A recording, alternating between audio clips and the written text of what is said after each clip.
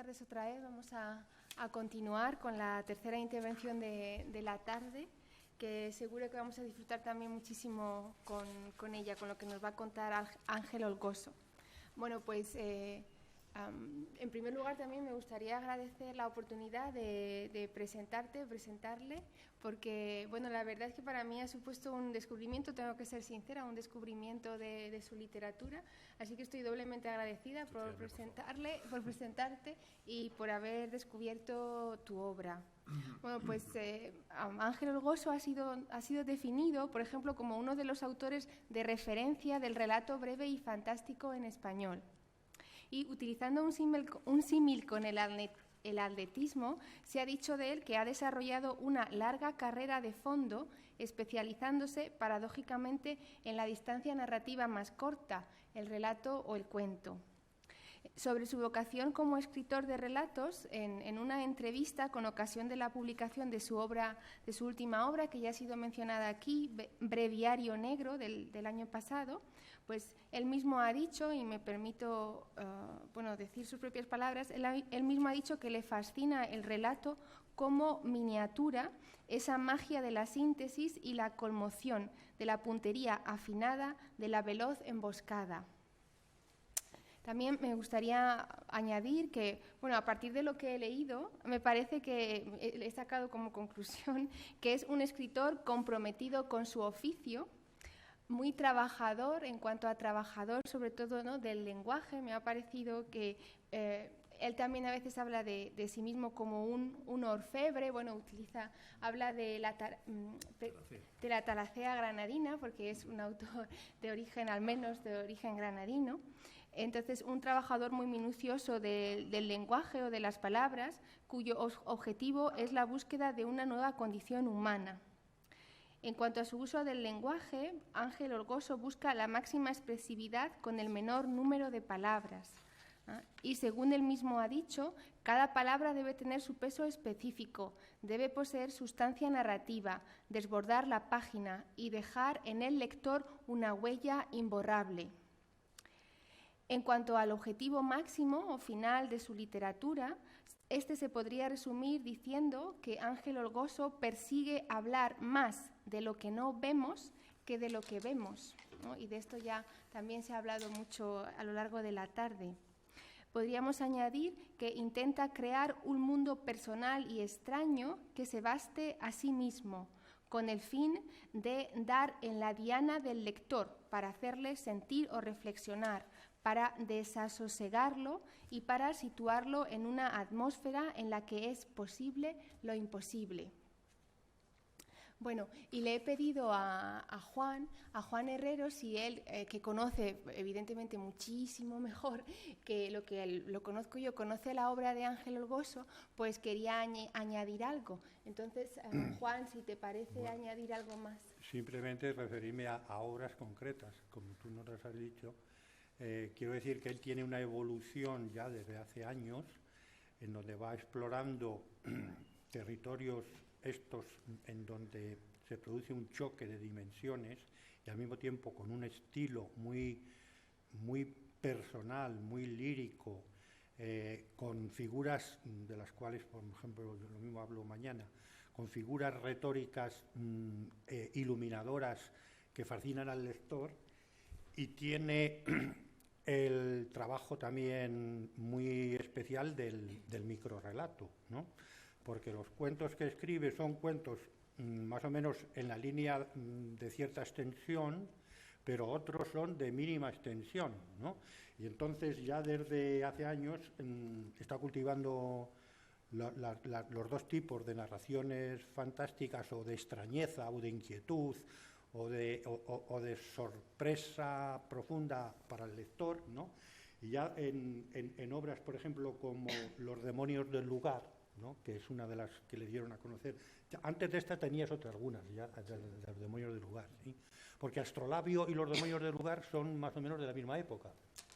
Astrolabio. Los demonios del lugar, La máquina de languidecer. Y La máquina de languidecer fueron las tres y Astrolabio, ¿no? Bueno, La máquina de languidecer, que no la he traído, la tengo en casa, es una joya de microrrelatos en donde hay subversión de estereotipos, de mitos, donde hay un tipo de narración, de la voz narrativa, ¿no?, muy especial, que desconcierta al lector muchas veces, donde está también la ironía, donde está también la inversión de figuras míticas, como Ulises, por ejemplo, la inversión del Génesis, del mito, es en la famosa proyecto, ¿no? Proyecto, sí, que es a través de una bolita que hace un niño, y va creando con esa bola el mundo como si fuera el dios del Génesis, pero en una línea de subversión, y de contraposición muy evocadora, ¿no? También la figura de Ulises y otras figuras que van siendo subvertidas por la manera de enfocar propia del mundo, del universo propio del texto, ¿no? Y entonces la máquina de languidecer, pues para mí tiene ciertos relatos que son fascinantes, incluso de esos que la frase nunca termina y que puede, una frase se encadena con otra, pero es una frase muy compleja, y cierra todo, o relatos que nos remiten a lo visionario, a lo apocalíptico, a los animales, por ejemplo, los tiburones, ¿no? Los tiburones aparecen una vez como los que son los que narran, los que cuentan la historia, ¿no? Y, etcétera. Bueno, la máquina de languidecer. Después, Las frutas de la luna, que es este que yo tengo aquí, que es un libro que yo admiro mucho. Aquí hay relatos muy buenos en sentido largo, también los hay breves, ¿no? Pero hay el síndrome de Lugris, por ejemplo, sobre el tema de la locura, de la depresión, de una persona que va viendo cómo, después de morir su mujer, el mundo se le hace insoportable porque en la figura humana, ¿no? Precisamente por la simetría bilateral que la comentábamos. Simetría bilateral, porque ve que la figura humana es un molde multiplicado por miles y miles y miles y siempre el mismo. Y entonces ve millones de cosas en una y le angustia y no puede convivir. Y entonces el amigo, porque está contado desde el narrador amigo, el amigo de él, que es un profesor, le va intentando entender, es ahí la ambigüedad del ser, ¿no? Va intentando entender qué mundo le lleva a este hombre a sentirse, que luego tiene que acabar encerrado en una casa, para que pueda, digamos, pasar los últimos años, ¿no? ¿Qué mundo le lleva a sentirse tan separado de la realidad? Y al final lo va comprendiendo. El narrador amigo lo va comprendiendo y ya la mirada del otro y la suya se pueden unir. Y antes cada uno miraba por líneas distintas, ¿verdad? Bueno, ese, y luego Aramundos, por ejemplo, Aramundos, que yo le he trabajado ese cuento, no sé cuándo saldrá publicado mi estudio. Aramundos es un relato musical del afilador, ¿no? Fabuloso. Yo, para mí, ahí la lírica del lenguaje, ¿no? La manera de decir cómo van saliendo de la flauta de Aramundos toda una dimensión de elementos que trastocan nuestra relación con el tiempo, y nos hacen percibir de alguna manera la armonía plena del universo, para luego esa armonía desaparece y entramos al final en el tiempo normal que nos va destruyendo, ¿no? Pero bueno, esos relatos para mí han sido relatos fabulosos. Luego Breviario Negro, que es el último, que es una especie de oxímoron. Breviario normalmente va en la línea de la exaltación religiosa de Dios, etcétera, y negro iría en la línea opuesta, ¿no? Pero que tiene un prólogo de José María Merino muy bien orientado, y yo le he hecho una presentación de este libro para publicar una presentación en Brasil con Rosana, no sé cuándo la presentará. Bueno, pues es la estética, además chocante, atractiva, de una vitalidad literaria y estilística profunda, del horror en todas sus dimensiones, de la perversidad en todas sus dimensiones. Breviario Negro, en donde hay una serie de obsesiones de narradores que están desde el otro lado, desde el más allá de la muerte, o el famoso encuentro entre Hitler y Stalin, que se enamoran el uno del otro, porque en el fondo son iguales y tal. Bueno, y es, digamos que para mí, Folgoso como maestro de la expresividad imaginativa, del lenguaje evocador, poético, transformador, es un genio para mí. Bueno, no digo más. Ya puedo pasar. Bueno, buenas tardes a todos.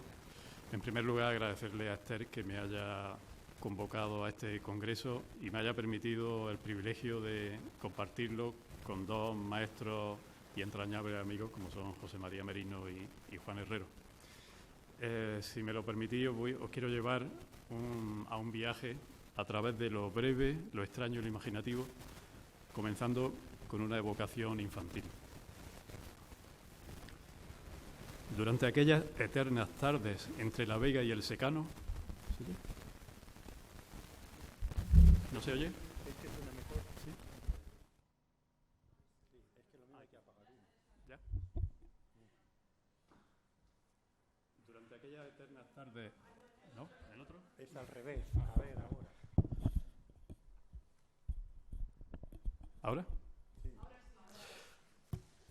Durante aquellas eternas tardes entre la Vega y el Secano, alborotados por la sangre joven, azuzados por la libertad del verano, corríamos de un lado para otro como trompos ligeros, dábamos saltos como gorriones que van a echar a volar, pirueteábamos como virutas despedidas de la garlopa de un carpintero, perseguíamos vilanos, vigilábamos trampas de liria, destapábamos culebras, picoteábamos zarzamoras, nos atrincherábamos en los maizales, partíamos cañas por la mitad en busca de gusanos, saltábamos acequias lanzando silbidos terribles, arrancábamos juncos para entablar ridículos duelos de espadas tiernas y cimbreantes, tirábamos chinas contra los grajos y piedras grandes como membrillos contra los secaderos de tabaco.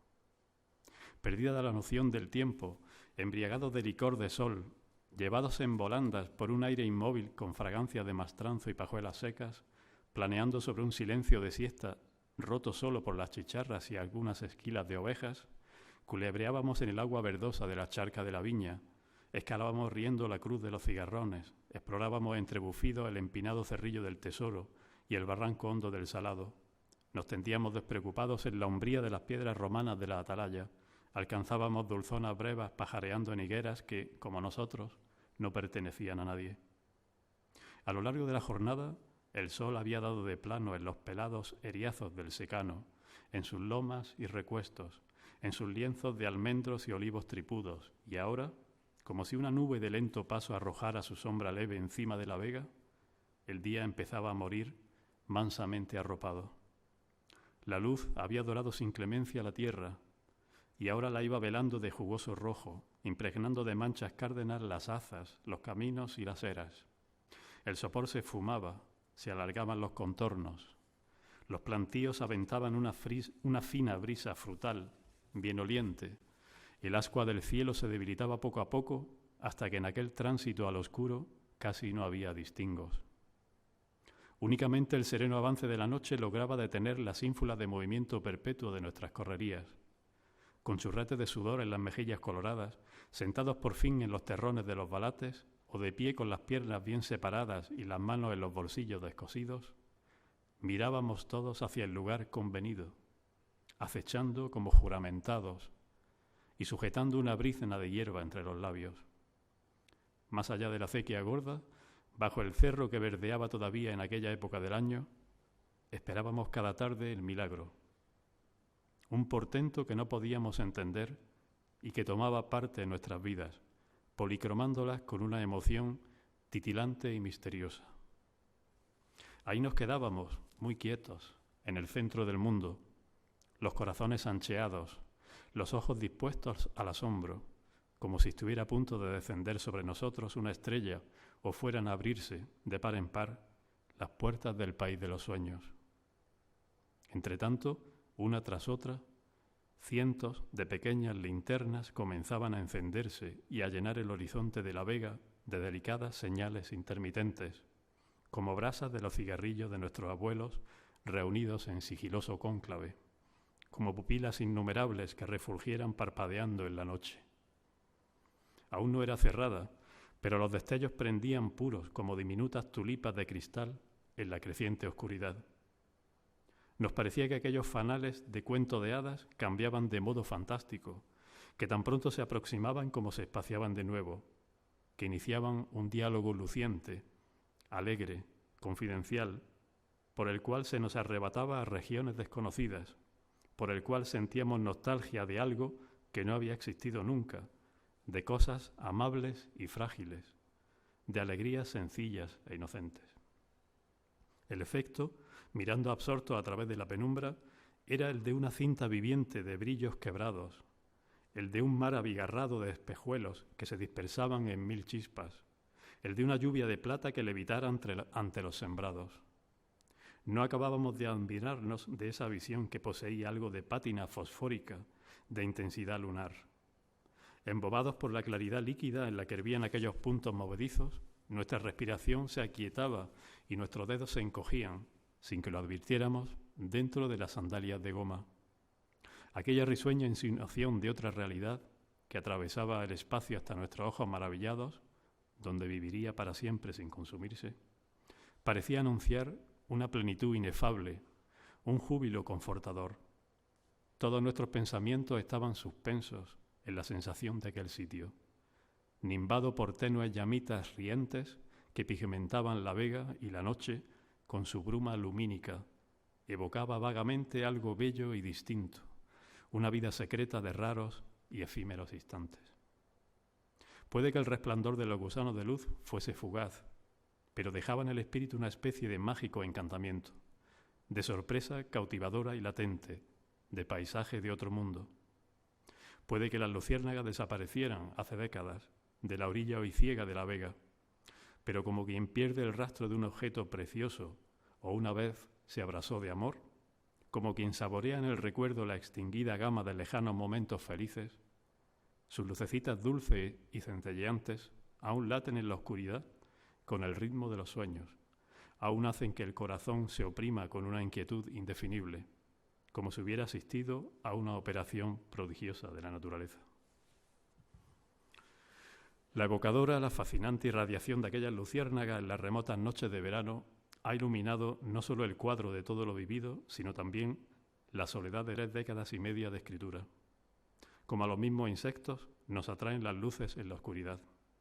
De hecho, igual que hacíamos linternas con aquellos gusanos de luz, las luciérnagas de lo breve, lo extraño y lo imaginativo avivaron el fuego ceremonial de los cuentos, otorgándole facetas mágicas y destellos reveladores. Me ayudaron a descubrir lo que la ilusoria luz del día oculta, a crear, con mayor o menor fortuna, una realidad que fuera posible afrontar, a enriquecerla y a aumentar sus goces.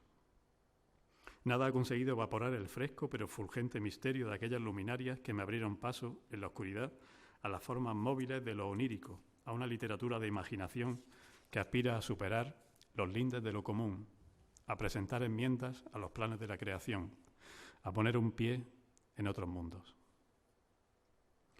La brevedad, en mi caso, es el triunfo de la querencia o de la manía sobre la propia voluntad.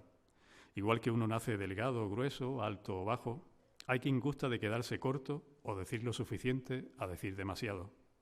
Hay quien prefiere las miniaturas a los grandes frescos, las ascuas a las hogueras, los elixires a las barricas, los dardos a los cañones. Manejar el pincel a la brocha, inventar mecanismos narrativos de alta precisión, mostrarse cortés con el lector y no acumular sobre su hombro los pesados fardos de genealogías interminables, tiempos muertos y detalles intrascendentes. Conseguir ese alborozo minúsculo de destilar alquímicamente una historia. Condensar un instante que a la vez sea eterno, como ocurre en el haiku. Encontrar la médula de un tema y traducirla a palabras, escogiéndolas como si se tratara de poesía para que todo, incluso lo trivial, cobre trascendencia. Lograr el hechizo de una pieza viva a través de la tensión y la concisión. La proeza de que el lector lea como quien nada bajo el agua sin respirar. Solo la brevedad es impecable, escribió Kafka. Granada ama lo mínimo, escribió a su vez García Lorca. Quizá deba a mi condición de granadino el gusto acendrado por las piezas breves y cuidadas, por la decantación de las palabras, por las miniaturas cuyo cedazo solo deja pasar lo primordial, por el deseo de empequeñecer el orbe para poder abarcarlo o encerrarlo en una botellita, por las formas ardillescas, por la exigente orfebrería de lo pequeño y su prosa burilada, esa taracea del que compone paciente y milimétricamente tesela a tesela, por la labor del humilde labrador que acude cada mañana a su huertecito y remueve un poco la tierra con la azada en contraposición a los grandes latifundistas de la novela que cultivan cientos de hectáreas con su flota de máquinas cosechadoras.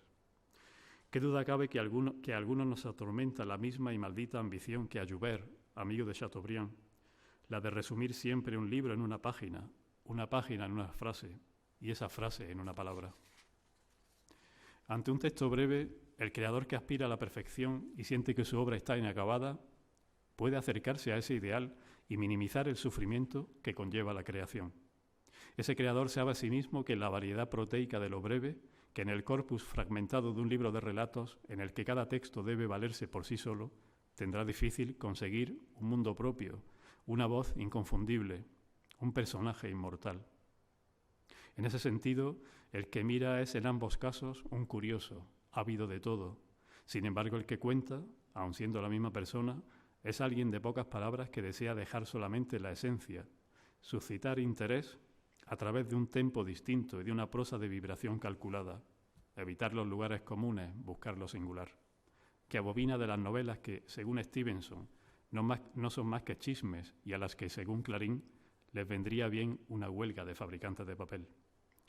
El relato, una horma narrativa discreta y sin exceso de equipaje, rigurosa, a menudo cerrada sobre sí misma como una esfera que potencia hasta el vértigo sus mínimos elementos, es un campo de batalla idóneo para que lo insólito o inquietante no se diluyan con el paso de las hojas, y debe aspirar a ser alta literatura, comprometida con la exactitud, con la belleza y el deleite, con la dignificación y la estimulación intelectual de los lectores.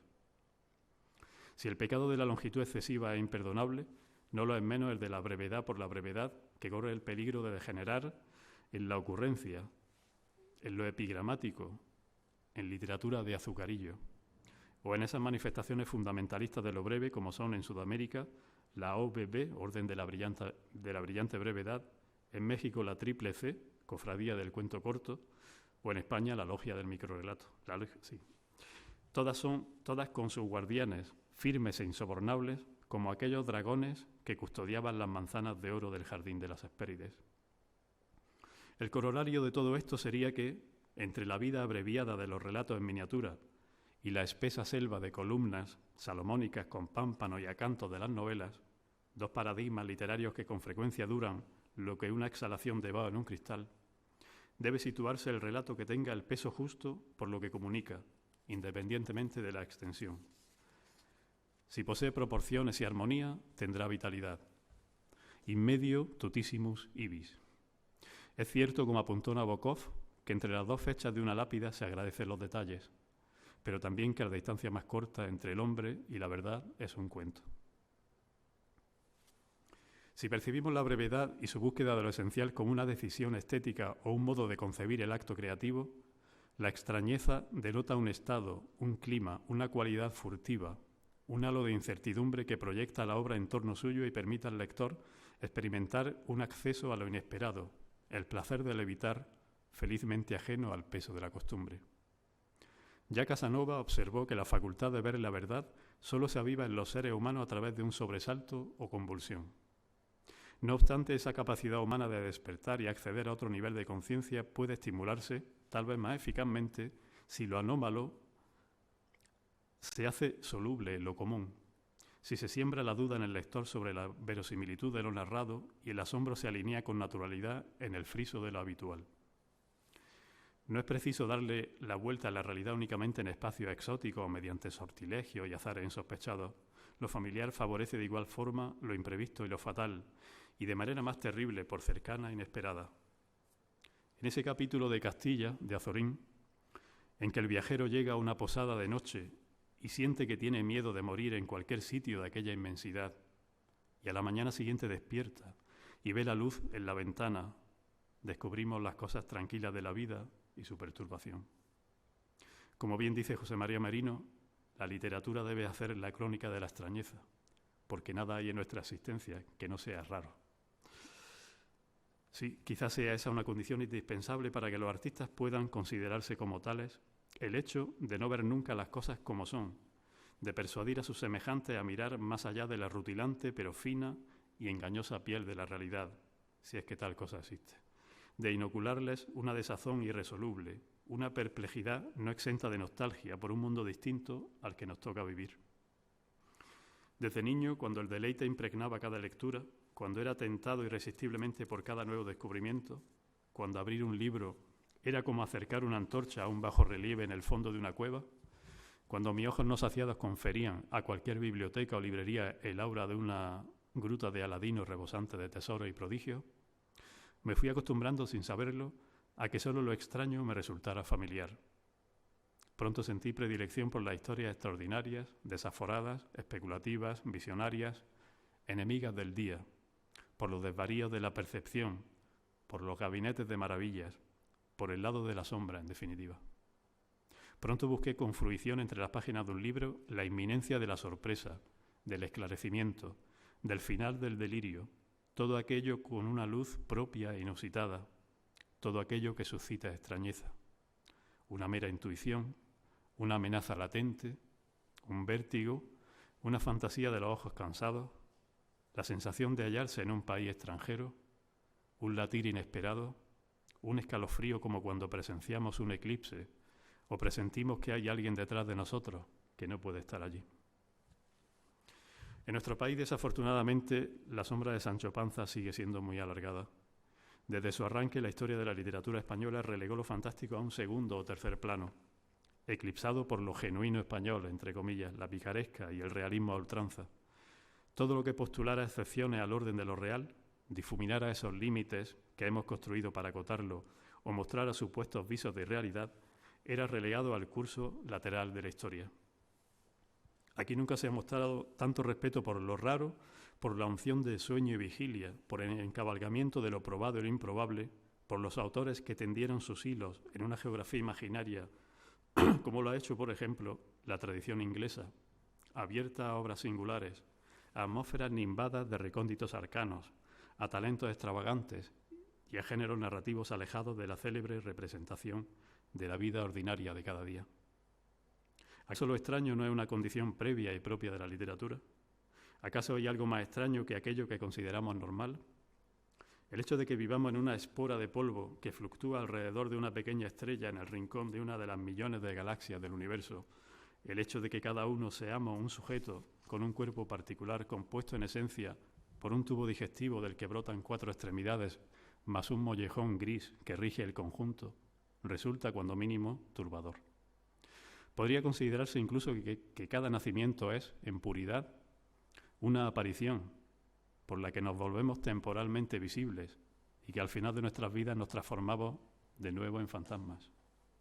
Por no hablar de la tenue línea que separa la cordura de la locura, el azar de la fatalidad, el sueño de la pesadilla. Para Chesterton, la existencia es tan preciosa como desconcertante. Y otro británico, el físico Arthur Eddington, estaba convencido de que la vida puede ser no solo más extraña de lo que imaginamos, sino también más extraña de lo que podemos imaginar. Un pez en el océano cree que todo lo que existe es agua, pero nosotros sabemos que hay otro universo sin tener necesariamente que verlo o visitarlo. De hecho, a diario nos llegan pruebas de que los sentidos nos mienten, de que lo extraño se esconde en lo cotidiano, en todos los aspectos de la naturaleza, y de que comienza aquí, en plena realidad. Diríamos con el añorado Álvaro Cunqueiro, aquel dulce escribano que declaró con valentía que el hombre precisa beber sueños como quien bebe agua, aquel juglar cordial que veía el prodigio como alfa y omega de todo, que las cosas, además del haz, tienen una cara secreta, el envés, que es a veces más significativa. Aún conservo en un grueso atadillo de recortes amarillentos las noticias sorprendentes que coleccioné durante mi adolescencia, un catálogo de asombros cotidianos, de crónicas insólitas que se colaban entre el ruido de noticias efímeras, semillas que muchas veces acabaron germinando en un relato. Supongo que durante más de 3 décadas he escrito siguiendo la definición que Walter Pater daba del romanticismo como la suma de la extrañeza y la belleza.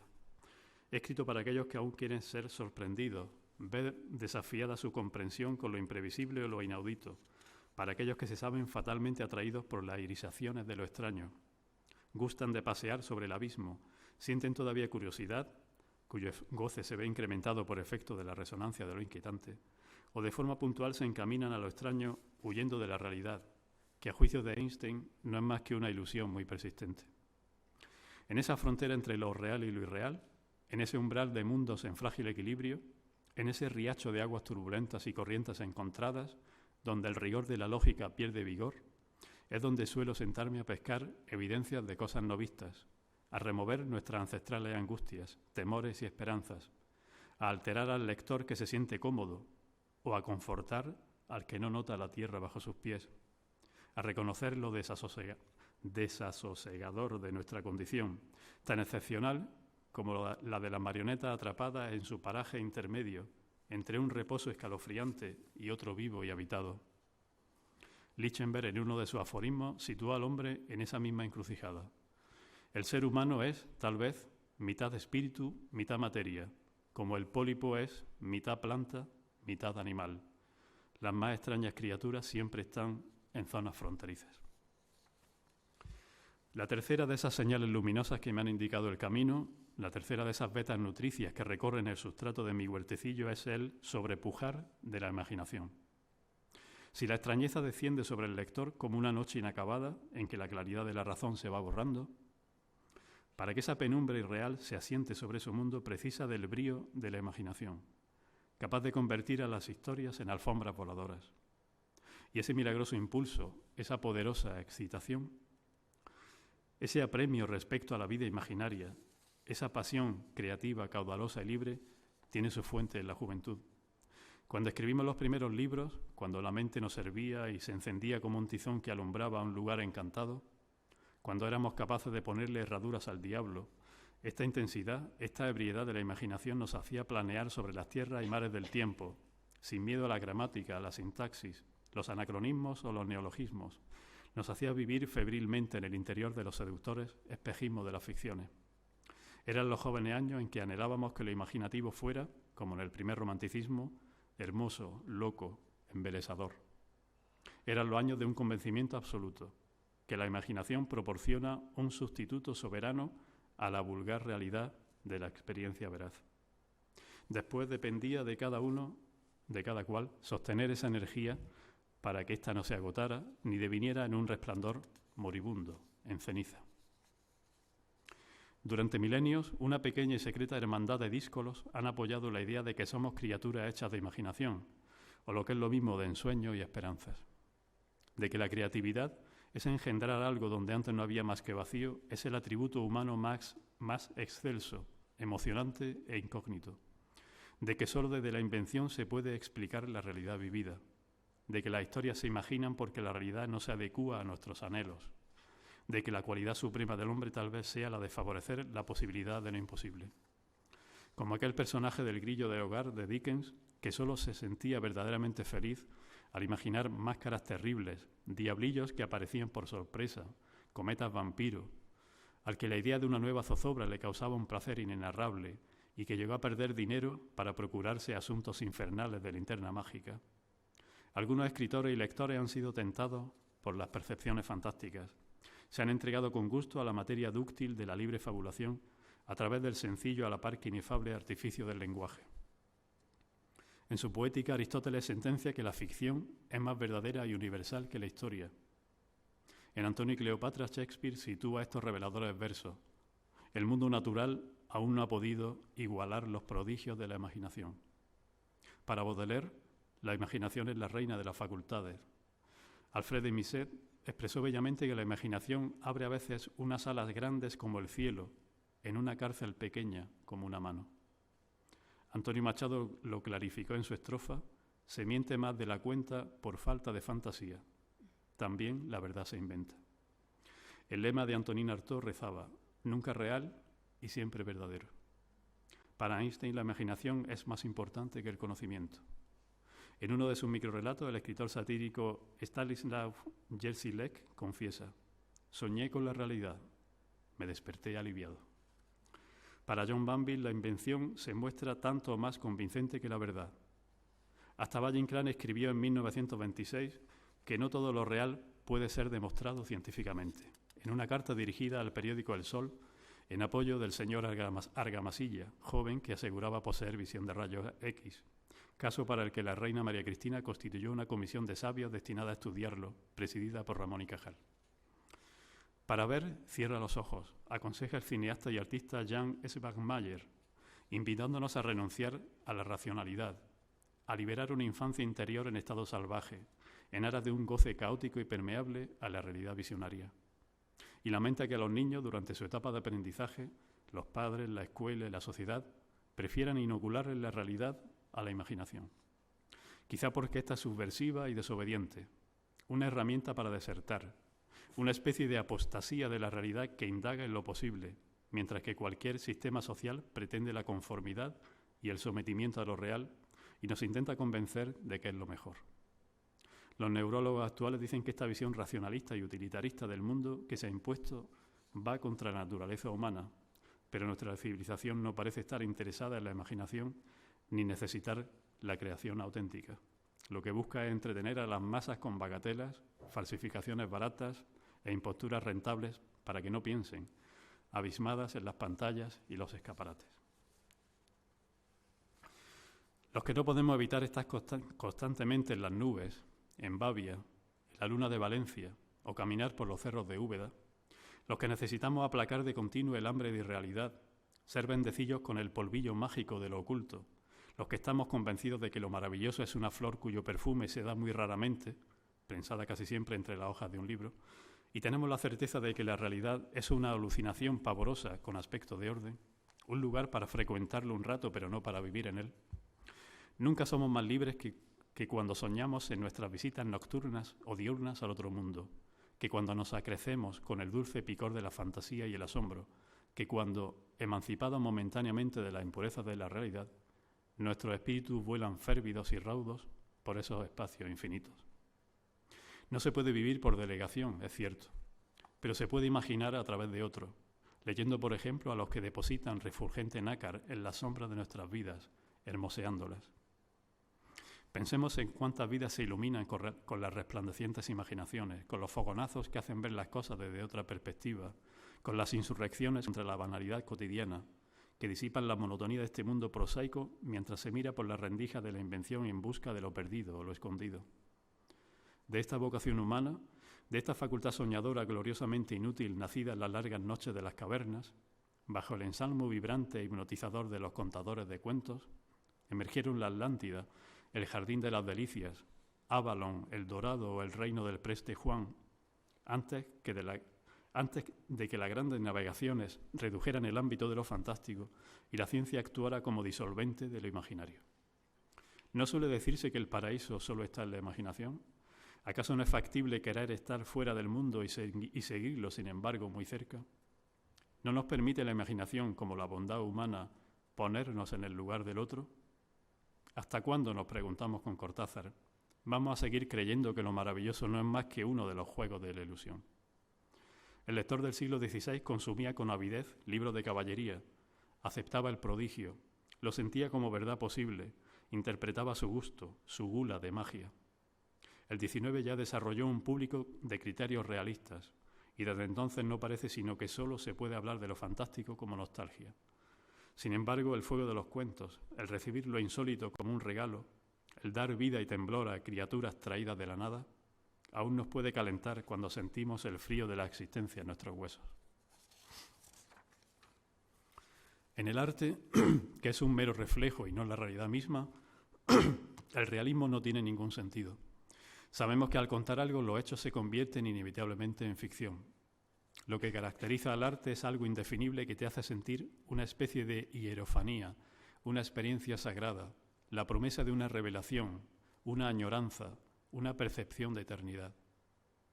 Aunque la imaginación no se origine en la nada y sea una sutilísima tela de araña tendida para atrapar en su red las vivencias, ilusiones, recuerdos, sentimientos y demás partículas que contiene el aire de nuestra conciencia, intentar crear una reproducción de la realidad resulta redundante, Conviene en todo caso erigir una paralela que antes no existía, ansiar un nuevo mundo contra el mundo. Pienso que está en nosotros el poder de alcanzar, con la imaginación, las hojas más altas y más tiernas, los frutos más prietos y de sabor más pronunciado. Algo que por descontado requiere talento y esfuerzo. No es igual decir que se ha levantado viento que decir, como hace la imaginación árabe, que el señor de los vientos es un emir dueño de 3 caballos, levante, poniente y boreal, que el emir sale todos los días de paseo, galopa cambiando de caballo cuando le place, lleva consigo una larga y despeinada cola de caballo damasceno y que azuza a sus siervos hípicos con palabras enigmáticas.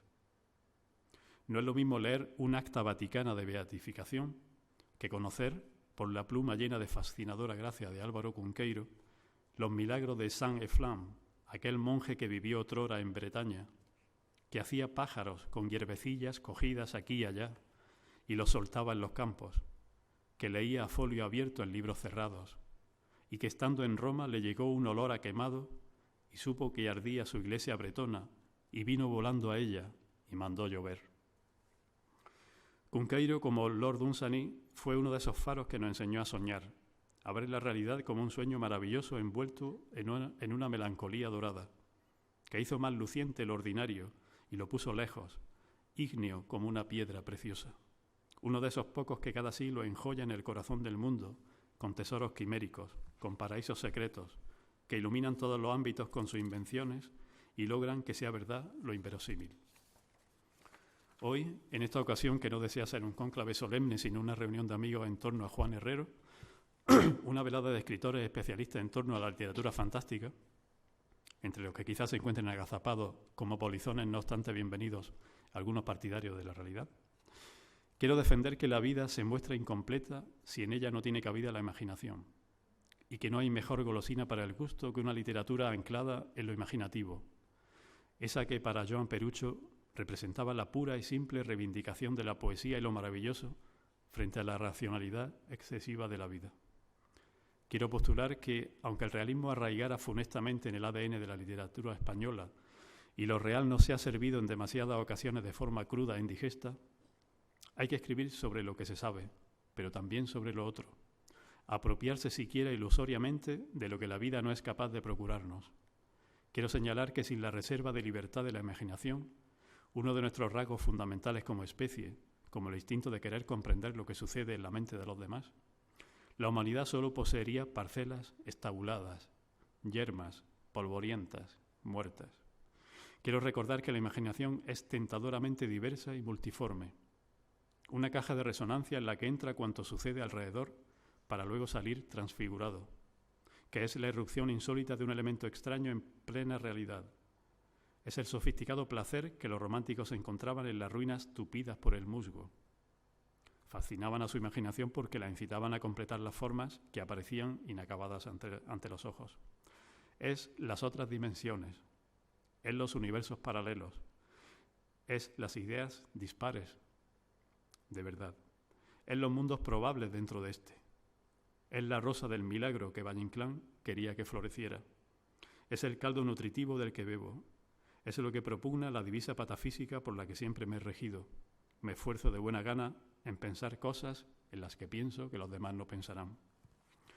El escritor granadino Fernando de Villena, que valora con acierto sobre todas las cosas lo bueno, lo bello y lo verdadero, sin despreciar otras maneras de arte y de letras basadas en el horror, en lo grotesco, en el fingimiento, cuenta en ese extraordinario vademecum, en ese vivísimo retablo libresco que es 127 libros para una vida, que en su lecho de muerte le preguntaron a Cervantes que a quién había pretendido representar en el Quijote, y que él respondió: a mí mismo y a la desdicha de la imaginación y del entusiasmo, desplazados en una sociedad vulgar y falta de espíritu.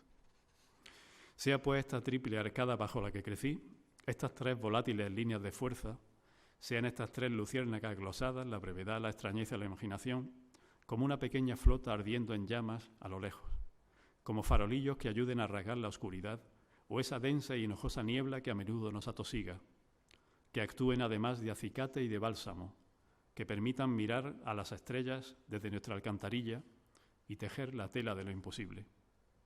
Sean las palabras de esta modesta conferencia una invitación a no dejar de imaginar, de soñar, de tener hambre de maravillas y de lo inesperado, de creer en sucesos fantásticos que jamás habríamos podido concebir, de estar en presencia de prodigios, de luchar contra la corriente titánica e implacable del tiempo, de aceptar que lo increíble pasó de veras. Sean los siguientes versos del galeote Cosme Pariente, escrito en tiempos de Felipe II, los que cierren esta desilvanada disertación. Haré campo ancho, la cárcel angosta, espuelas los grilletes, riendas las esposas, y triste o alegre viviré sin nota, para que me sea la pena sabrosa. Hora ya de que concluya. Esta tarde me siento como ese Unamuno de cuyas novelas Baroja decía que no soportaba su costumbre de agarrar a cualquiera por su cuenta, acogotarlo, atarlo de pies y manos y convertirlo en un oyente mudo. Así pues, mi agradecimiento a todos los que me habéis escuchado con santa paciencia y mi anhelo de que esta hermosa y moderna Universidad de Castilla-La Mancha, además de prestigiar el saber y el laboreo de las letras, de afinar el fruto de la mente humana y elevarlo como la espuma sobre el mar de sus contemporáneos, siga siendo un órgano activo de cultura, patrimonio de todos, libre y ágil, sin imperativos, rebelde frente a la cultura oficial, que es ridícula, parsimoniosa y anticuada por definición. Siga profesando con tesón y esmero el disfrute de los conocimientos, siga cultivando la concordia como flor suprema de la civilización. Muchas gracias.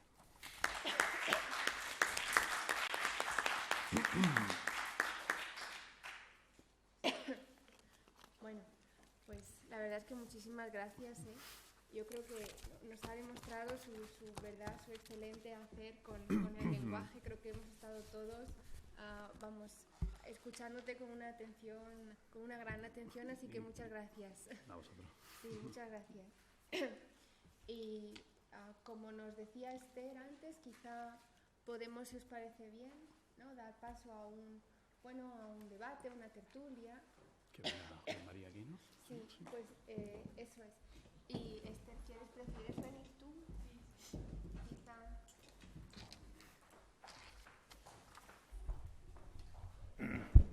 A ver si quieren preguntar algo. Hay que encenderlo. Yo creo que está funcionando. No, ese no, este. Ese mete un ruido horrible. Este es el que funciona. Este funciona, ¿sí?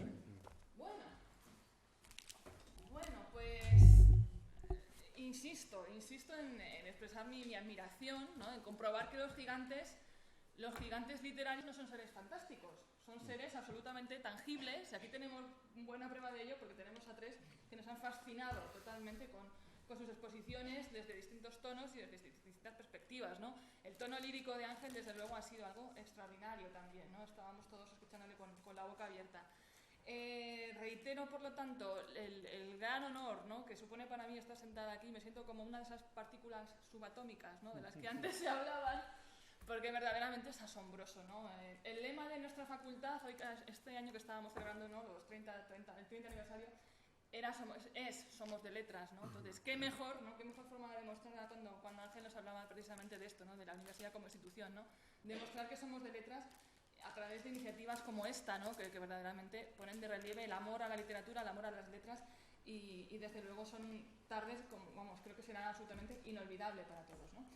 Bueno, y precisamente ahora que tenemos ocasión de contar con las tres grandes figuras, ¿no?, porque en verdad estas jornadas tienen todavía, ¿no?, porque todavía estamos en ellas, ¿no?, la facultad o la dimensión, ¿no?, la intención de ofrecer una visión conjunta tanto por parte de escritores como de especialistas, ¿no?, en torno a lo que es la literatura o el relato fantástico. Mañana tendremos ocasión de disfrutar de nuevo de la sabiduría y del buen hacer de estas tres figuras, ¿no?, en una mesa redonda que se desarrollará en la Biblioteca Municipal de Ciudad Real, en la Biblioteca Pública del Estado. Pero creo que hoy ya podemos ir abriendo un poco el apetito, ¿no?, quizás a través de algún tipo de reflexión, de comentario que cualquiera de vosotros quiera dirigir a alguno de los ponentes. Se ha hablado de muchos temas, ¿no? Se ha hablado de los temas míticos, de la facultad, de la imaginación como fuerza primitiva, ¿no?, fuerza esencial, primigenia de la propia mente humana. Se ha hablado de arquetipos, se ha hablado de estética, de pragmática, de esencia, de temas, en fin, creo que es una cantera bastante nutrida de temas que se han ido diseminando, que se han ido difuminando a lo largo de las intervenciones de hoy, y por tanto pues no me queda más que agradecerles y ceder la palabra a cualquiera de los que están presentes en la sala y tengan intención de dirigirles algún tipo de comentario, de duda o cualquier otra cosa. Gracias a Asun, que veo que ha venido también a acompañarnos, a mi compañera María Teresa Pisa, que ha moderado, que ha introducido, bueno, que ha colaborado también a través de esta presentación, que no hemos tenido ocasión casi ni de presentarla, ¿no? Pero bueno, henos aquí y por tanto, pues lo dicho, si alguien quiere dirigir alguna cuestión, alguna pregunta, en fin. Manuel. Yo rompo el hielo. Me parece genial. Cualquiera de ustedes podría sugerirme o aconsejarme, aunque algunas de las obras que se han citado por ahí, pues las hemos leído de alguna manera, y algunos autores, ¿habría algún modo, digamos, de iniciarse o algún comienzo para continuar después en esta literatura de ficción, perdón, en esta literatura de lo fantástico? Hombre, pues no sé, yo creo que hay muchas cosas. Cuento fantástico desde el siglo XIX tenemos muchísimo y muy bueno. Y en el siglo XX, pues la verdad es que hay buen material fantástico, pero además de calidad, porque cuando yo citaba a Borges, pues estoy citando a un autor fantástico, o a Cortázar estoy citando a un autor fantástico, o a Cunqueiro. Bueno, Cunqueiro está entre lo maravilloso, sí. O sea, Cunqueiro es un personaje muy peculiar. La erudición. Sí. Pero yo creo que... Una buena idea quizás sería la antología que hizo Italo Calvino de relatos fantásticos en 2 volúmenes, que lo publicó Ciruela, la colección El ojo sin párpado. Contar con los prólogos y con la sabiduría de Italo Calvino aplicada a la literatura fantástica y con la selección que hace, sería un buen punto de partida. Pero, por ejemplo, usted ha citado 2 cosillas. Sí, pero... Yo intento responderle.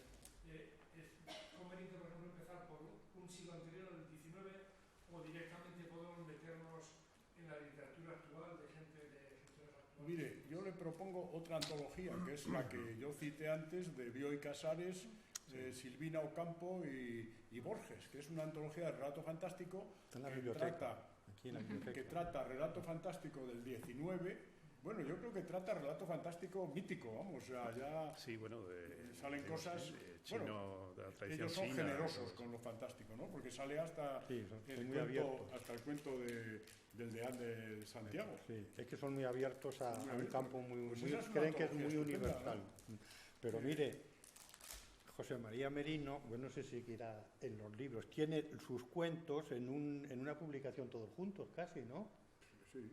Sí, ¿cómo se titula ese libro? Que son como 4 o 5 libros de relatos ahí juntos. Sí, Historias del otro lugar. Historias del otro lugar. Bueno, ahí tienes, estaba en Alfaguara, ¿no? Sí, y pero está es que, en Random House en Bolsillo. Sí. Pero eso es solo un escritor, y yo creo que un panorama más amplio, yo iría a través de antologías. Incluso estoy pensando ahora en antologías de la literatura fantástica, que hay algunas, del cuento fantástico, hay algunas, David Roas tiene una. Sí. El mismo Lovecraft también tiene otra, hizo una antología y un estudio sobre fantástico también. Hay varias que cogen a veces desde antiguos temas que no son los que actualmente llamaría lo mismo fantásticos, pero que están bien presentados. Hay una que no me acuerdo, así de gorda, no sé quién la ha dirigido, de los años 80, 90, por ahí no me acuerdo ahora. Editorial, en Ciruela también, ¿no? Lo mismo es en Ciruela, pero es que no me acuerdo ahora. Es una antología de la literatura fantástica en lengua española. Ahí está también el Miserere de Gustavo Adolfo Bécquer. Es una entapadura grande. Sí, una cosa grande, así, grande. Estará en la biblioteca, porque yo le mandé comprar la antología esta, estará ahí también. Pero, en fin, con leer, mira, algún libro de estos 2 escritores te pueden, por ejemplo, La máquina del languidecer, o este que tengo, Las frutas de la luna, de Gorgoso, o Cuentos del barrio del refugio, o El viajero perdido, o Cuentos de los días raros. Cuentos de los días raros de José María Merino te puede fascinar. Está en Alfaguara. Cuentos de los días raros, Cuentos del barrio del refugio, fabuloso. El viajero perdido, Cuentos del reino secreto. Yo me inicié en la literatura contemporánea de literatura fantástica en lengua española con Cuentos del reino secreto, que es muy, muy atractivo. Y también de Olgoso, el último, Breviario Negro, en esta es el menos cuarto, ¿no? Sí. Esta es una editorial muy minoritaria, pero muy buena, que se llama Menos Cuarto, que creo que la editan en Palencia, y él tiene Las frutas de la luna y Breviario Negro, pero el otro de La máquina de alquilecer es en Páginas de espuma, ¿no? Sí. Me parece. Páginas de espuma es una buena... Páginas de espuma también tiene, para teorías del relato fantástico, de Tras los límites de lo real, una definición de lo fantástico, de David Roas. David Roas tiene un equipo de investigación en la Universidad Autónoma de Barcelona, que está trabajando muchísimo, tiene una revista que se llama Brumal, una revista que va publicando estudios sobre lo fantástico en literatura española y otras, y es una gran aportación, esto con Brumal, y este librito muy, muy bueno para situarse, ¿eh? Tras los límites de lo real, una definición de lo fantástico. Pero bueno, se aprende leyendo obras concretas. Yo creo que no es tan difícil. Bueno, yo le quería preguntar a Ángel Olgoso, porque no hemos hablado de ello. Él está en la línea del círculo de los patafísicos. ¿No es eso? Y la patafísica, pero tiene que ver algo lo que tenéis en Granada. José María también. También. Es sátrapa del Instituto Patafísico. Sátrapa honorífico de los patafísicos. Del Institutum Patafísicum Granatensis. ¿Cómo? Del Institutum Patafísicum Granatensis. Granatensis, de Granada, Institutum Patafísicum Granatensis. Es que la patafísica, a mi entender, venía de Alfred Jarry, ¿no? Sí, claro. De Alfred Jarry Es el padre. es el padre, es el profeta, que es el de Hugo Rey, ¿no? Del final del siglo XIX, que es también un señor muy especial, con su visión de las cosas, que va contra el realismo y contra muchas cosas, y juega con lo ambiguo y con lo simbólico, y se abre a mundos deslumbrantes, ¿no? Y yo no sé si ese gusto por lo patafísico os lleva a ese campo o hacéis algo nuevo. La patafísica es un caso aparte porque supera incluso lo fantástico. Lo fantástico, sí. La patafísica dice que el mismo universo no es más que una excepción de la patafísica. Ah, bueno, fíjate. Y aunque el mundo y el universo dejara de existir, la patafísica seguiría su camino imperturbable, ¿no? Pues veis, qué cosa más atractiva. Y son sátrapas de la... No, él es... Bueno, yo fui el fundador de... Es el fundador. Y sátrapa también. Y optimista. En Granada. Sí. Ahora, lo que pasa es que puede inducir a confusión, es decir, yo no establezco una frontera radical entre lo realista y lo fantástico. A mí me ha gustado mucho precisamente lo que Ángel ha dicho de la imaginación. Yo lo que creo es en la imaginación, estoy totalmente de acuerdo contigo.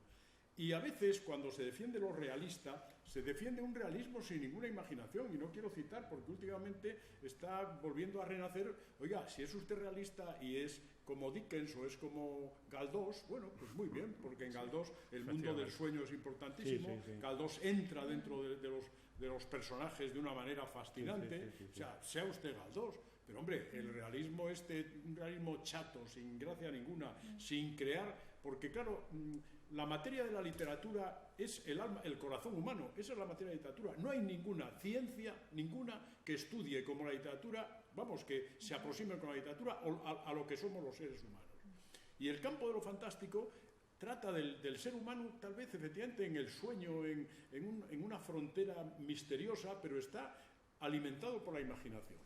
Entonces, si quitamos imaginación, que hay gente, yo recuerdo, no quiero citar ahora al nefasto, de cuyo nombre no quiero acordarme porque no me da la gana, un artículo contra la imaginación. Pero ¿cómo puede usted escribir contra la imaginación? La reina de las facultades, la llama ¿Cómo puede usted Baudelaire. escribir usted? Claro, el mundo se hunde porque, claro, no, contra la imaginación y a favor de la avaricia, ¿no? O sea, porque aquí en este mundo la avaricia es lo que está predominando.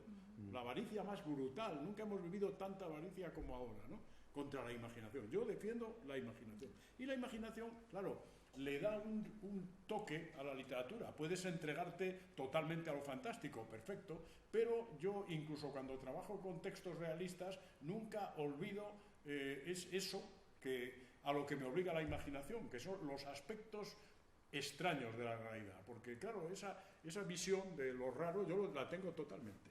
Yo siempre digo, es rarísimo que estemos unidos nosotros hoy aquí, pero qué cantidad de combinaciones genéticas desde el fondo de los principios, nuestro tiempo no sería cuantificable en un ordenador. O sea, tendríamos que estar días y días leyendo 0, 0, 0, 0, 0, 0, 0, meses y meses y años para que saliese nuestro tiempo. Nuestro tiempo no existe. Y en toda esa cadena infinita, desde que existe la vida, desde que en el agua comenzó a haber vida, de pronto estamos aquí nosotros. Pero sí es imposible. Comprendan ustedes, es imposible que hayamos coincidido esta tarde. No es posible. Y eso impregna la realidad misma. Estamos aquí, con esta botella. Imagínense, el rey Arturo, ahora dicen, cuidado con el plástico. ¿Qué diría el rey Arturo de esto? De esto que no pesa, que es transparente, pero ¿esto quién es? ¿Quién ha hecho esto? Él pensaría que era un regalo de los dioses, de Dios directamente, ¿no? O sea, aquí, con esta sala, el sistema que nos está grabando, la luz, ¿de dónde viene todo eso? Efectivamente, de la ciencia, más imaginación, ojo. Más imaginación. Más imaginación. Quite usted la imaginación y estaríamos ahí abajo en un secarral, no habríamos descubierto la agricultura, no habríamos descubierto la ganadería y estaremos diciendo, ¿qué comemos esta tarde? La imaginación es uno de los elementos claves, aunque se habla del realismo, por ejemplo, de Don Quijote, de Cervantes. El Quijote es un libro en donde la imaginación del personaje le mueve para todo. Hombre, claro. Y no solamente el mundo, porque una cosa es describir el entorno y otra cosa es ver qué dinamismo le lleva a Don Quijote. Un ideal que ha sacado de la literatura, de los libros de caballería, para ser el mismo. Y además hay toda una metafísica en sus pensamientos. Bueno, yo he tratado un poco de eso en el artículo ese. Pero es que hay críticos que hablan del realismo de Cervantes como si fuera solamente, digamos, lo más elemental del paisaje o de los personajes en sus costumbres. No. Hay un dinamismo interno que es el que dirige todo, porque el personaje es un buscador del ideal. Y ese buscador del ideal le lleva a enfrentarse con el mundo que le rodea, porque no le gusta, para transformarlo. Pero que, en fin, el realismo en España, en la literatura, ha estado enfocado un poco a ras de tierra, de imitación de lo aparente, ¿no? De lo más aparente, y no del dinamismo que viene desde dentro, como Galdós, ¿no? Por ejemplo, el Miau y otras cosas, personajes que están... Estaba pensando en Diao o en la desheredada, que es la Quijota, porque yo creo que en el Quijote hay un arquetipo también del héroe que se enfrenta a lo que sea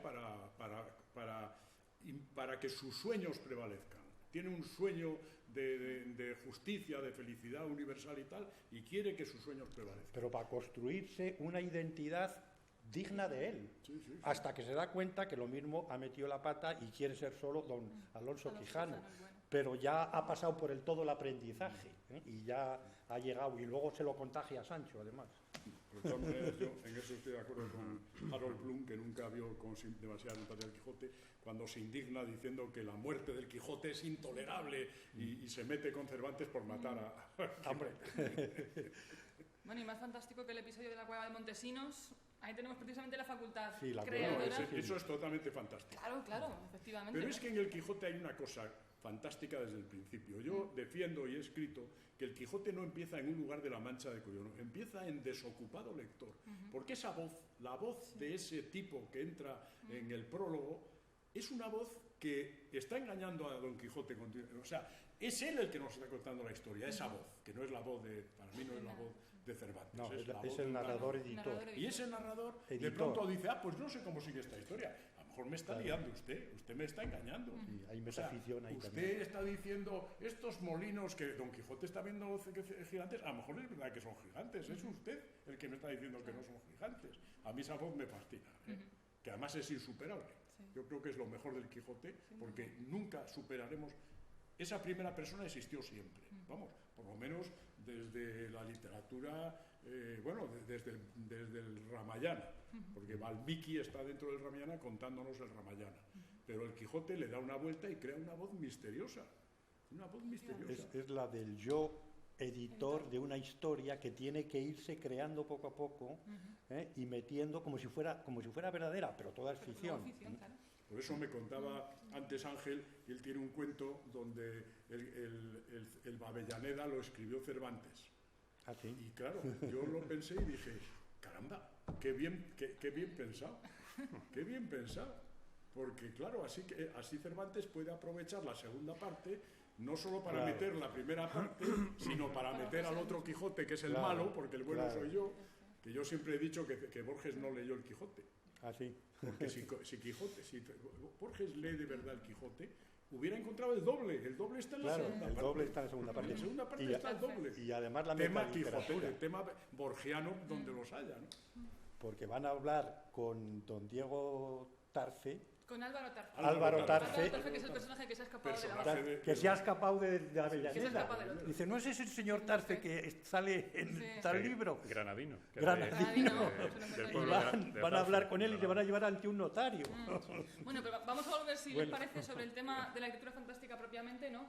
¿Por ahí teníamos alguna intervención? Sí, yo quería preguntaros sobre la literatura fantástica, me refiero si creéis que hay supongo que sí, hay una distinción entre literatura fantástica y maravillosa, pero luego si esa diferencia es tan efectiva en la realidad, hay casos concretos, pues no sé, como la saga Harry Potter o las Crónicas de Narnia, que empiezan, claro, porque una condición para el género fantástico es que que se produzca la extrañeza, que es como habéis dicho, pero en el caso de Harry Potter empieza, claro, en un mundo real semejante al nuestro, y luego al final ya se produce, claro, la extrañeza ante el fenómeno mágico, pero ya una vez que entran en el mundo mágico, ya vale, entramos en el mundo maravilloso. Entonces yo mi pregunta era, en esos casos, Harry Potter, Memorias de Dune, las Crónicas de Narnia, si existiría un género maravilloso puro o por el contrario un género mixto, híbrido entre fantástico en sentido estricto y maravilloso.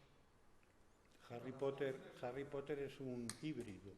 Es un híbrido más maravilloso que fantástico. Más maravilloso, digamos, más de la literatura del héroe iniciático, que a través de unas pruebas en un mundo mágico paralelo al nuestro, en donde puede haber, digamos, cosas que superan cualquier visión ordinaria de la vida, porque va a haber ahí los seres estos mágicos que aparecen en esa escuela de magos, y eso está cortado del mundo real. Es un mundo en paralelo, y ese mundo en paralelo tiene una dinámica que es luchar contra el mal, contra el malvado, y hacerse digno de un ideal. Y entonces es épico, es mítico, porque ahí van a venir los mitos griegos a su manera, y al mismo tiempo es maravilloso. Entonces es maravilloso, es épico, es iniciático, es lírico, pero no es fantástico en el sentido, digamos, de lo fantástico como género específico, que es, en el mundo de la realidad ordinaria, plantear un fenómeno que viene a romperte los esquemas y te va a causar una inquietud y te va a llevar a un camino que hay que explorar para darle un sentido. Pero surge dentro de la vida del mundo ordinario, mientras que Harry Potter hay un mundo totalmente en paralelo, que ha fascinado a muchos lectores, jovencitos y mayores, porque es fascinante por lo distinto del mundo real y del mundo, digamos, de enfrentamiento con la realidad. Y el mundo de enfrentamiento con la realidad es el mundo de lo fantástico, que no es una cosa... Es que la palabra fantástico, además vas a una librería y te pone literatura fantástica y lo que parece ahí es la fantasía heroica o lo maravilloso o los libros estos de las míticos estos de las historias del Tolkien. ¿cómo se llama? De Tolkien, sí, El Señor de los Anillos, todo eso está fuera de los moldes de la vida ordinaria, que se rompen y que hay que reelaborar desde la inquietud que te produce a ti, que vives en el mundo real, tal historia que te rompe los esquemas y te hace o angustiarte o inquietarte o interrogarte para llevarte hacia algo desconocido, inexplicable, pero dado con verosimilitud y lógica, por eso seduce. Yo creo que se puede resumir diciendo que no es fantástico aquella obra en la que el hecho sorprendente está justificado dentro de la obra, donde los personajes viven con total naturalidad lo que sucede, con lo cual no hay ninguna inquietud, Claro. porque ellos viven en ese mundo, con lo cual no es fantástico. Claro, yo me refiero a una vez ya que entran, claro, ya una vez que entran en ese mundo, pero claro, los personajes, en el caso de Harry Potter, los muggles, que son los que todavía siguen pensando que no existe el mundo mágico, claro, para ellos seguiría existiendo la dicotomía, ¿no? A lo mejor fantástico. No, yo creo que se puede englobar desde una perspectiva más amplia. Esos personajes que aparentemente viven en la realidad en Harry Potter, viven en realidad en un mundo completamente coherente para ellos. O sea, yo creo que simplemente tienen que atravesar, ¿cómo se llama? La pared esa del del humo, ¿cómo se llama la pared esa de la estación? Sí. Es un mundo que está en paralelo y tiene sus propias leyes, pero no son las leyes del mundo ordinario. Y no están en contra del mundo ordinario, están en otro mundo. Eso está ya Como pasando. Alicia en el País de las Maravillas. Claro, sí. Ahora, es un sueño, ¿eh? Alicia está en lo Y onírico. bueno, es el Lo espejo, onírico. la ruptura Y en de... ese sentido, en lo onírico, yo lo vería Sí, más sí. en lo fantástico que en lo maravilloso, Alicia. Porque es un sueño. Es un sueño. Pero en fin, todo ¿cómo diríamos? Heroísmo épico que surge luego hacen grandes películas como El Señor de los Anillos, Sí, etcétera. sí. Todo eso no es literatura fantástica en el sentido estricto, no lo es. Pero lo llaman fantástico. En caso concreto también me refiero por ejemplo, la saga Crepúsculo, que retoma elementos de Drácula y todo esto, pero claro, muchas veces yo creo que también es el tono con el que se cuenta la historia, ¿no? O, claro, en principio sería una historia de terror al estilo Drácula, pero de repente le dan la vuelta y se convierte en una historia maravillosa, ¿no? Porque Puede ser, se puede mezclar, sí. Yo no lo conozco, pero se puede mezclar. Pero Drácula de Bram Stoker es un señor que viene a Londres y que está ahí viviendo frente a la gente de Londres. Y es un señor que rompe todos los esquemas porque está chocando contra lo ordinario y te causa terror y te causa miedo y tienes que reaccionar. Y eso es lo fantástico exterior que supera, que es un enigma del ser humano, que es el mito del inmortal, en cierto modo, ¿entiendes? Bueno, ¿alguien más desea intervenir? Ah, sí. Bueno, os pediría una valoración sobre todo a los escritores sobre el reconocimiento que tiene ahora mismo la literatura fantástica en España, porque ha sido, algo habéis dicho, un poco la hermana pobre en este país, no sé por qué, no en el ámbito anglosajón, no en Hispanoamérica. Además es que tiene una presencia que pasa desapercibida. Los realistas que mencionabais antes escribieron también cuentos fantásticos, Clarín, Galdós, escribieron cuentos fantásticos de otra manera a Poe, por supuesto. Pero parece que ha llegado en estas últimas décadas un espacio amplio para la literatura fantástica. Yo no sé, las valoraciones muchas veces superficiales que se hacen sobre lo que se está escribiendo ahora mismo, siempre se tiende a hablar de realismo. Y también cuando tocamos literatura fantástica que nos tiene un hueco, tiene una presencia, sois varios ya los escritores que la practicáis. Yo no sé, el reconocimiento que ahora mismo tiene, ¿cómo lo percibís vosotros? Mira, yo pienso, perdón, es parecido al cuento. El cuento en España está mal visto. El cuento. Está mal visto. Y además la gente, o sea, la teoría, cuando yo era joven, recuerdo que la gente decía, no, porque el cuento es una cosa anglosajona. Oiga usted, Calila y Dimna es del siglo XIII. Y el primer libro de cuentos que se produce, que se publica en un país europeo, es Calila y Dimna, en España. La tradición del cuento en España es enorme, larga. Hemos tenido muchísimos cuentistas. Lo que pasa es que una señora, estaba yo una vez presentando este libro en la Feria del Libro, y llegó una señora, me miró así de arriba abajo, bueno, yo dije, bueno, parece que voy a firmar. Eché mano al bolígrafo. Y entonces dijo, ¿son cuentos? Dije yo, sí. Y entonces lo dejó y dijo, es que los cuentos se acaban enseguida. Y entonces, bueno, dije, pues sí, se acaban enseguida, tiene usted toda la razón. Eso frente al cuento. Y frente a lo fantástico, yo tengo una teoría, lamento tener pero tengo la teoría de que ha sido la enemistad religiosa frente a lo fantástico. Yo tengo esa teoría. Es decir, es sorprendente que cuando empieza a imponerse la Inquisición es cuando lo fantástico empieza a ser, bueno, perseguido, pero así, perseguido. Lo fantástico es sospechoso de superstición, de Sí, de competir con lo sobrenatural, cuando lo verdaderamente fantástico no compite con lo sobrenatural, no tiene nada que ver, es otra dimensión. Sí. A no ser que efectivamente existen, incluso doña Emilia Pardo Bazán, que tiene extraordinarios cuentos, tiene también algunos cuentos religiosos fantásticos. Pero yo creo que el cuento, como dije antes, religioso fantástico no es fantástico, no entra en lo fantástico. Pero yo creo que fue la enemiga de la Inquisición, que incluso fue enemiga de la novela.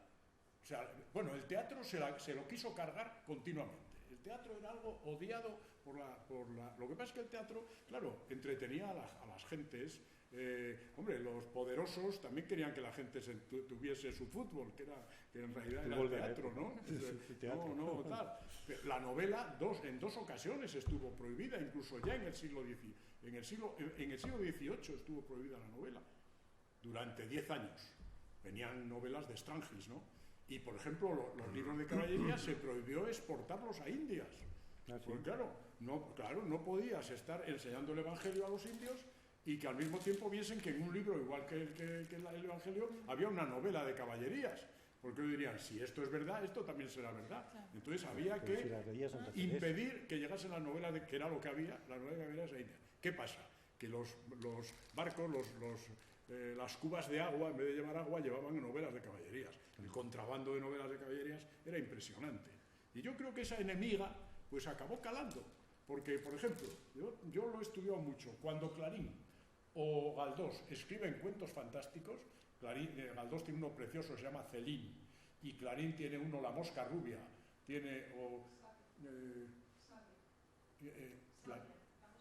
La mosca sabia. Se ríen del cuento, no se lo creen.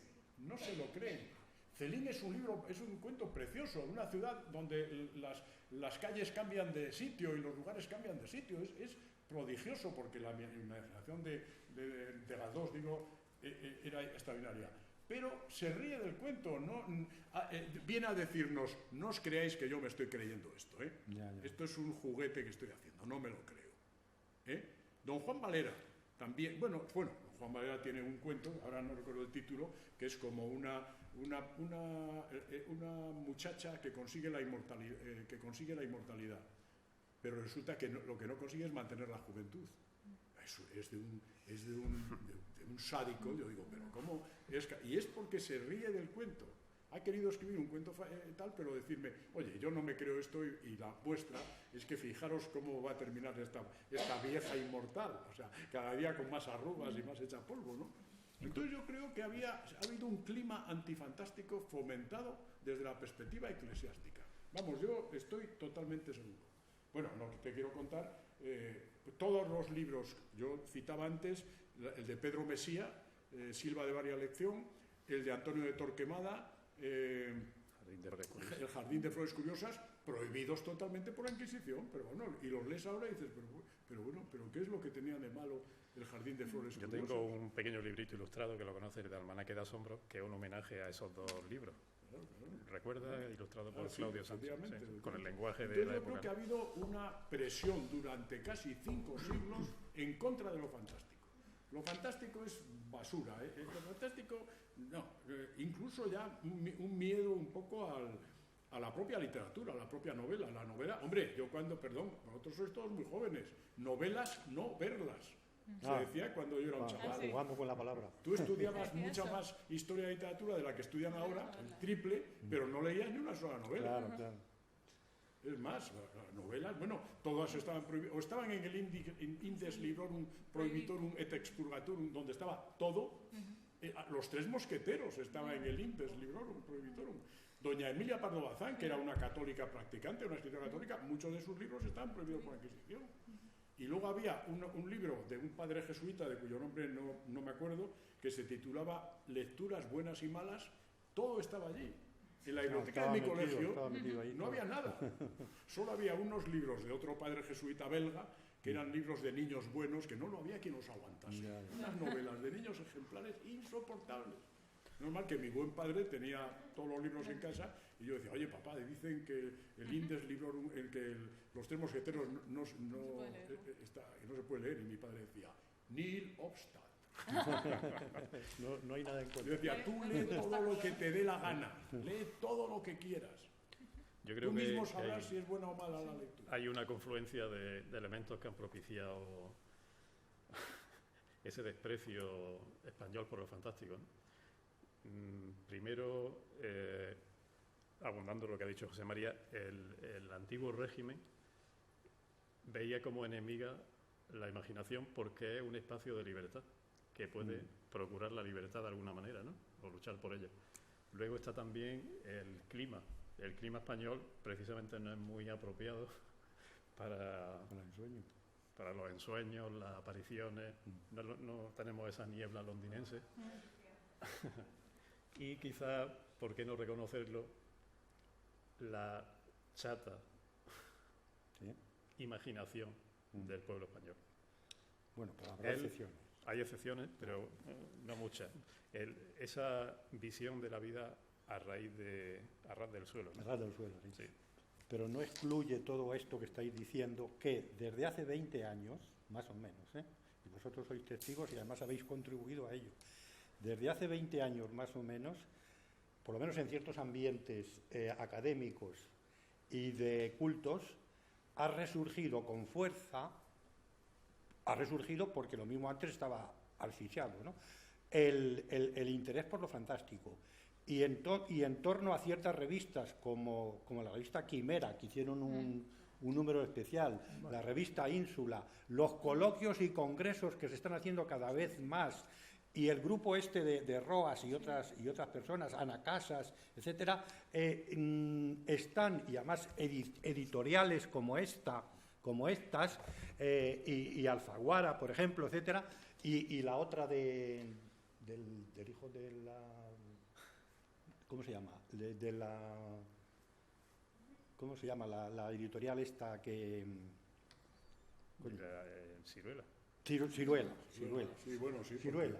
Jacobo Ciruela es el hijo de la duquesa de Alba. Bueno, que hay toda una labor en Ciruela, en Alfaguara, en Menos Cuarto, en Páginas de Espuma, etcétera, que está llegando, por lo menos, digamos, a una minoría que está interesándose, y cada vez se publican más libros críticos. Es cierto que en la literatura fantástica, igual que en el relato, hay una efervescencia, hay más aparato crítico, hay congresos, hay antologías. Muchos congresos cierto, que antes no existían. Pero yo sigo pensando... Y vosotros habéis asistido a congresos, y sobre ti en Francia y en Suiza. En la universidad se está normalizando, la prueba es esta, claro. Vamos.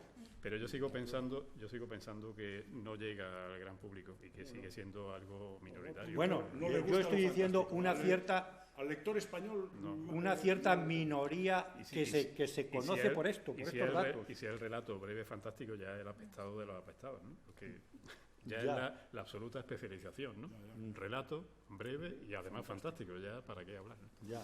Pero bueno, yo os defiendo, porque lo he ido comprobando desde mi distancia, que desde los años 1990 hasta la actualidad hay un interés por profundizar, por escribir, por hacer estudios sobre lo fantástico, pero en la línea positiva, en la línea de lo que hay que defender. El otro día en Granada estuve en una mesa redonda sobre el cuento y acabé diciendo eso, que yo creo que sí hay esa efervescencia, hay más interés, más estudios, pero simplemente porque hay un crecimiento exponencial de la población. Pues no sé, lo dimos por eso. Hay quizás más lectores, hay más escritores, hay más críticos, pero no creo que se sustancie eso en una abundancia. A eso se le une también la crisis de la literatura. Ha sido la tormenta perfecta, ¿no? La crisis general, la crisis... La literatura que decías tú de azucarillo es la que está imponiéndose. Los Twitter y los... No sé. Bueno, ahora la literatura, pues como hay unos medios que nos están aplastando con sus difusiones tan persistentes, insistentes. Pero bueno, seguiremos. Pues seguiremos, como pero... Decía, tomé nota, no tengo aquí, porque era de la agenda del año pasado, como decía el vicealcalde de no sé qué ciudad, decía, seguiremos continuando. Seguiremos continuando, claro, ahí es ambivalente. Bueno, ¿alguien más quiere intervenir? Creo que tenemos alguna ocasión todavía de, ¿no? Algunos instantes para un último comentario, intervención. ¿No? Yo ya se he hablado con la persona que me viene, ya no me voy a repetir. ¿Qué dice Mosé? Que yo ya había hablado con José María Medina, ya no me voy a repetir. Bueno. sé si vamos bien de tiempo, relativamente bien. Bueno, pues si queréis un poco ya... más. Yo tengo algunas preguntas también, pero creo que las vamos a reservar para mañana, que tenemos tiempo de debatir largo y tendido en la mesa redonda. Por lo tanto, creo que no me Y queda no más vaya a que... ser que hoy despejemos todas las incógnitas. Eso digo yo, mañana dejemos, ¿verdad? Ir Vamos en a dejar algo para contra mañana. de lo fantástico. De todas formas, sí me gustaría concluir esta sesión de hoy pues agradeciendo a los ponentes sus amables y sus interesantísimas aportaciones a través de estas conferencias tan interesantes, tan iluminadoras, que nos han movido pues, a aprender. Yo creo que todos hemos aprendido muchísimo hoy, ¿no? A reflexionar. Me alegro muchísimo, me alegro sobremanera de que se haya podido grabar todo el evento, porque así tendremos ocasión de volver, ¿no? De volver a visionar estos documentos y poder seguir aprendiendo y seguir reflexionando en torno a lo que hoy se ha dicho, ¿no? Reiterar desde luego que todo esto es un pequeño, gran regalo a nuestro querido Juan, ¿no? Creo que si cerramos un poco el círculo, ¿no? Aunque mañana seguiremos todavía, pero sí que volver sobre ello, ¿no? Decir que esperamos que esto haya sido, Pues por eso yo haya sido el regalo para nuestro querido Juan. Añado que me he sentido muy, como quien dice, anonadado, ¿no? Así por todos los elogios y además os lo agradezco de corazón y sé que podré seguir en contacto para cuando hagáis otras cosas. Más, te buscaremos. Pues en cualquier caso, pues eso, conferencias que nos han movido a aprender, a reflexionar y espero que a soñar, ¿no? Como hablaba don José María Merino, así que espero que todos sueñen muy bonito esta noche y mañana seguro que tengamos ocasión de comentarlos. Así que muchas gracias y hasta mañana.